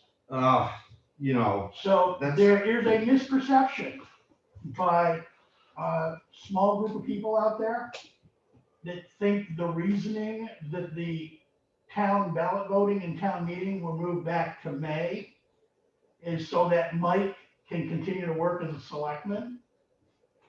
If you will listen to any of the public meetings out there on this subject, you will realize that the 3 selectmen, as well as the town moderator, all agreed that the primary reason to postpone was for health concerns of our citizen population of the town as a total, not taking into account what a couple dozen people felt they wanted to do. This is about the big picture, not the individual special interest. So, contrary to the rumors, the reason we extended that time frame was due to health concerns, not because Mike wanted to basically sit in the chair. Thanks, Chuck. I wanted to discuss the issues, not the personal, things like that, but I appreciate that, the sentiment. I want to get it out there because I've seen it on social media. and the misperceptions are being put out there as fact, and people are not looking for the facts, which are all up on the town website and in the recordings of the selectmen's meetings. Do your homework. Thank you. Well, again, I appreciate the sentiments. I've been around this town long enough to know that there's a certain amount of it goes both ways. You're always gonna have people going after one side or the other, and whether the facts are gonna be in the way or not, it's just, you can't change human nature, so I wasn't gonna. But back to your point before I stepped in, I think it would be who us to listen to the people that are on the phone. Yep. To gather input. I think listening to the citizenry is important before any big decisions are made. And just before we go into that, again, I brought some documents here. If you and Tom would like to read them, they're my personal emails from before I was a selectman, and some from when I was here. But this little book here is a binder of engineering projects that go back over the years, of which I just discussed. Mostly of failed attempts, and other than that, this is this in here. I have all the documentation of reaching out to not only the 5 engineering firms, but C.R. Wilkie. He oversees the municipal bridges for the state of New Hampshire, and I went and personally sat and met with him as well when I met with all these firms. And that was in the pursuit of the $160,000 bridge we were told about. And everybody said the bridge we had proposed way back didn't exist. And that's a follow-up from all these folks here. So, done. All right. So Audrey, if there's somebody there who wants to rebut anything that I've had to say, or any member of the board had to say, let's hear from them. Okay, I'm looking for someone, if anyone wants to speak, to raise their hands on Zoom. You could also put something in the chat.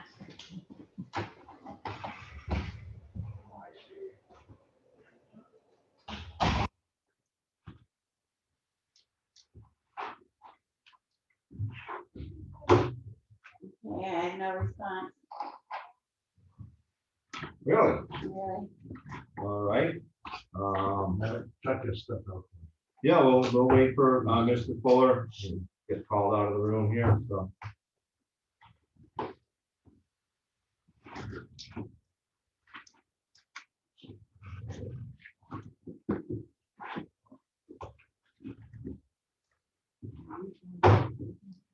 Oh, we do have one person.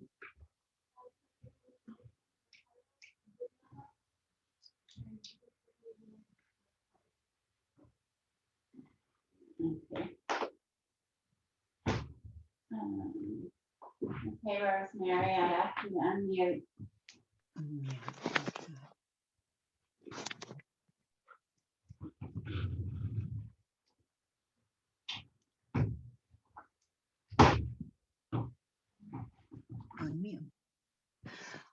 Hello, am I on? Yes, ma'am. My phone is acting out, so I'm going to try to be brief. I did hear everything that you said. I was at the meeting last year, and my concern is whether it's right or wrong, whether the bridge is, I understand all of the mechanics behind it. I did vote for that bridge for $300,000, not $500,000. So I do think that since the price has gone up so much, whether you agree or not, I mean, personally, I love the bridge, but I think it should go back to the townspeople. The townspeople voted for a certain amount and maybe a little bit over, but that to me is a bit high. Rosemary, you can stay with them. The taxpayer. I'm sorry, I can't hear you. Can't hear. I'm gonna mute you for a second, Rosemary, to see if it helps. Okay. Okay, so the expense to the taxpayer is not $500,000. It's more in line with $240,000, which is under the $300,000 of town money. Town money will not exceed what was proposed at town meeting. And if you recall from town meeting, the reason we weren't going straight for this bridge was we were holding off on signing the contract, was we were pursuing a $250,000 grant from the USDA that was going to allow us to buy a $500,000 bridge for $300,000. So that was the discussion that took place at town meeting. There was another component, and that was the money coming from another source. The townspeople, the tax dollar effect will not exceed $250,000, which will reflect a savings to the initial warrant article. And hopefully she got to hear that. So let's see if we can get Rosemary back. Yeah, I asked her.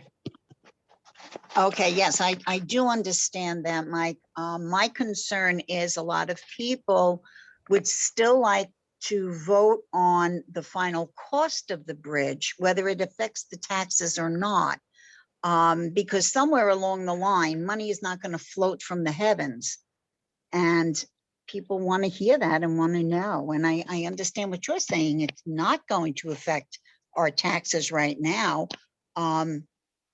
But the higher up it goes, and with the grant and so on and so forth, I just think people want that opportunity.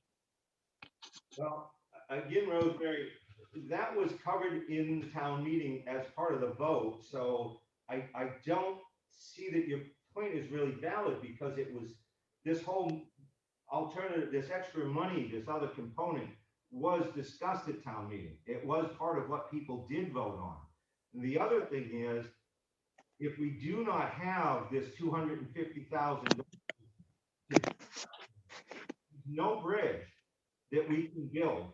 We will not get a bridge built for $300,000. If we spent all the town's money, $300,000, there's no bridge available to be built, which means that we lose access to the transfer station at some point. No, I understand that, Mike. It's just, it's a very complicated issue, obviously. And I think with the moving of the town hall meeting, that just kind of compounded it. Whether I agree with the move or not, personally, I think we could have had it, but that's not my decision. I think that just sparked maybe the flames, the frustration of the whole townsfolk. I mean, that's just my opinion, Mike. It's just my opinion. I appreciate that, Rosemary. And with that, like I said to the other board members here, they were at town meeting as well. They followed this project pretty in depth. They had all the access to all the information, and they follow Facebook. Apparently I don't, so maybe they have the temperature of folks out there better than I do. And that's why I'm deferring to the other gentleman on the board to vote on whether this project goes forward or not, to take myself out of the equation and let it fall to the other board members. So hopefully that's some satisfaction as far as where my position will be. I will remain neutral on the decision. I appreciate that, Mike, and I do appreciate all of the work you have put into it, and the other members of the board have put into it, because I know there was a lot of homework and a lot of research. So I do appreciate that. I just wanted to express my concerns. That's all. Appreciate you doing that, Rosemary. Thank you. Thank you very much. Okay, I don't see any other hands raised or anyone in the chat. Well, I don't know if, Dave, would you be interested in weighing in? I mean, you chair the budget committee. You have followed this process for the last 5 years or more, as far as hearing every bridge option in the world come in front of you. Do you have anything you'd like to say? If not, that's fine. Well, I know what was presented to the budget committee was in the end, we ended up with the wooden bridge. And everything that was presented to us as far as the estimates, the majority of the budget committee, I would say the whole budget committee, understood that this warrant article, when we approved it at our budget public hearing, was for the wooden bridge. with the understanding that if it came over in the estimates, which was, that we would pursue a grant to offset the funding. So this bridge that is proposed, we understood, and we had actually the video showing us what the bridge was at our meeting. So everybody, committee member knew it. And this is definitely, in the end, with the USA grant, coming in significantly under what the budget committee expected. And I know what the condition of Snow Road Bridge is, because I've been following all our bridges, trying to understand how much we need in our trust funds. And I don't want to be putting off replacing Snow Road Bridge, because that means that if we do that, we're gonna have to downsize the load limit on Snow Road Bridge, and we're gonna be forcing travel over Snow Road, which means we're gonna have to end up redoing some of that road so we can have some of the trucks come in, so that's gonna be an added cost. And who knows what the final budget amount will be. So, in my opinion, the budget committee supported it, it should move forward. Okay, I do have the warrant article, like I said, in front of me, and it does state that the budget committee did recommend this. But it is your feeling that it was accurately depicted from what I get from you, that all monies that were on the table now were fully expressed at the time. Oh, definitely, and I fully appreciate looking at ways to save money, because we try to do that in the budget committee every time. But at this juncture, at this point, trying to change the path that has already been going with a grant sitting in front of us and the money that we've already allocated, I think it's gonna cost the town more if we put the brakes on and try to go a different way than what's proposed. That's my own opinion from everything that I saw over the years of trying to do this bridge. All right, and I will just make one more notation. There was an alternative design that was put out prior, and that came in by bridge builders in the state at the time. It was roughly $500,000 for a bridge project that the town budgeted $160,000 for. And with that, I ran that bridge design over to the state to C.R. Wilkie, and he gave it to the Bridge Aid group, who reviewed it and had numerous issues with the construction of that particular bridge. It didn't pass muster on a number of points with them. So theoretically, my view, if we try to make that bridge the way it should be, and it was violating wetlands, there were pile issues, which are very expensive. Core borings were not in the vicinity of where it was going to go. I think we're probably looking at a lot more money. And there again, we just don't have the kind of money it would take. But I'll stop talking. And if there's nobody else on there, I'm going to ask the board members to weigh in as to their decision, and just leave it to the two of you guys to figure I've out. been moving forward, I've been following along, and I'm okay with it. I believe I was put here a couple of years ago to look out for the interests of the town in total.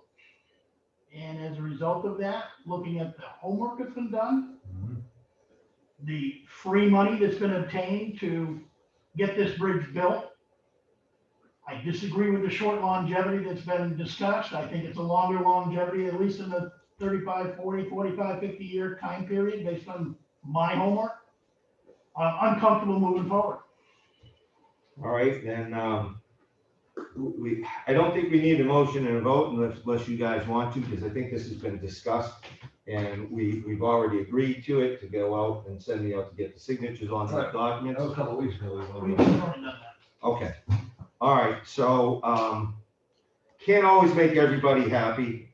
You're never going to. So if some folks like Rosemary have some reservations, I mean, we understand that. We tried to mitigate those the best I could. So I apologize to Rosemary if this didn't work out the way you would like, and I'm sure some others. But So Mike, I've got a question. So knowing that there's some strong feelings on this, and there's a likelihood it could end up in court, do we want to take another vote just to make sure that there's no question? Sure, What's going on? okay, I'll I'm in make, favor of that. yeah, doesn't hurt anything. I'll make a motion to, take, to approve, the signing of the contract for the Snow Road Bridge with all the, any amendments that have been presented thus far. And to, have Selectman Cahalan go and meet with, Hanson Bridge, and HEB Engineering to finalize the signatures on the documents and get the proposal stamped. Hot second. All in favor? All right. Aye. Okay, and to be true to form, I'm gonna abstain from this, as I told Rosemary I would.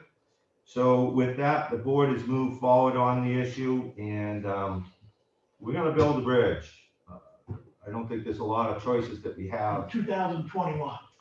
2021, the hang up right now is that it'll be through the galvanizing process, depending on how long that takes.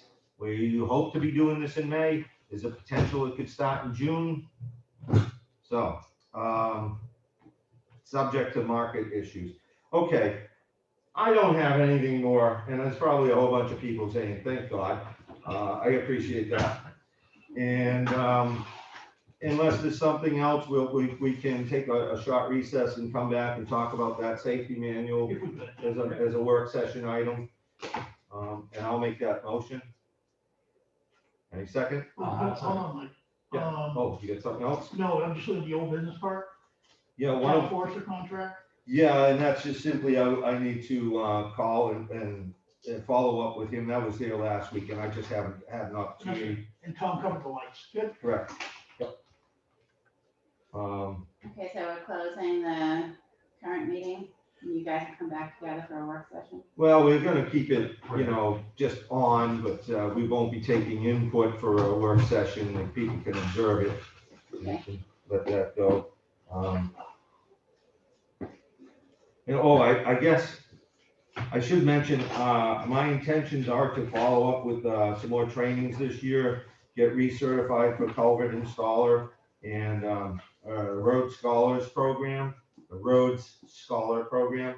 I'm about 3 points away from the senior road scholar. Last year I got shut down because of COVID, so I got one more class and I'm hoping to take it. So if you guys are okay with that, I can wait until after May election time to deal with all that so that I'm not taking advantage of their situation financially. So just throwing it out. All right then. Do a take 5 if you like, and we'll jump right into this.